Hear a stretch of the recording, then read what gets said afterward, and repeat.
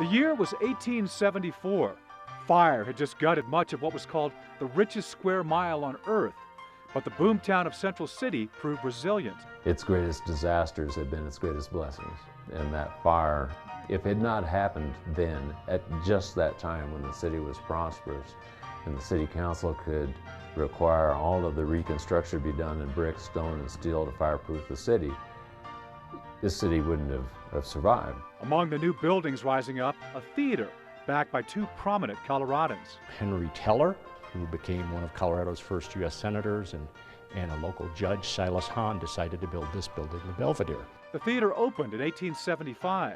While its time in the theater's spotlight would soon be upstaged by the larger Central City Opera House, it continued to entertain Central City residents, then found other uses. And it was the Central City Fire Department. And then it was a garage with a dealership on the lower level. And then our Gilpin School District used the main floor for a basketball court. Still, its foundation in the arts never strayed too far away. It became a dinner theater and a movie theater in the 60s and 70s. And if showing movies wasn't enough,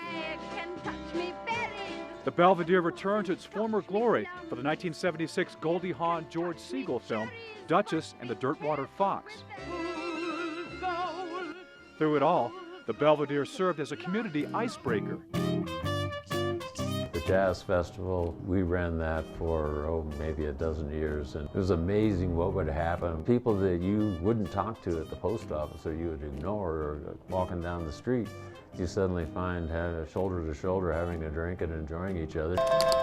Today, gold has returned to Central City, mined in the casinos which line the streets. The casinos are our lifeblood, and Blackhawk is doing a great job in what they're doing for gaming, and the money that comes from gaming helps a lot of public endeavors. The Belvedere seemed to be a good fit for a renewed purpose. Because it was a big open property, people thought that it would make an excellent casino. That gamble didn't pay off.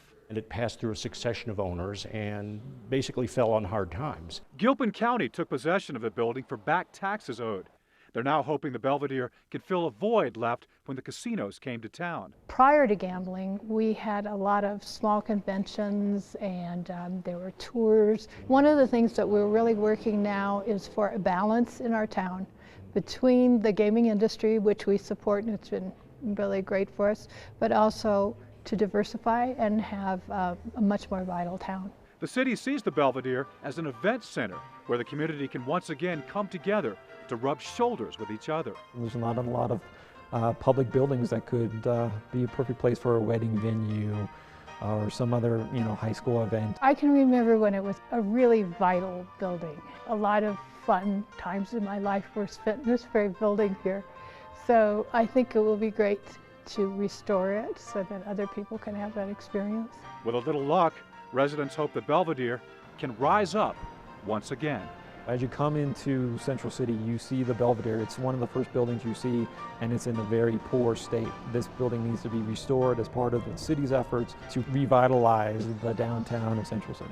It being a disaster right now, from the condition it's in, to be rebuilt as a keystone of the economic development of the city and a keystone of the community may be one of the great blessings that this building can provide.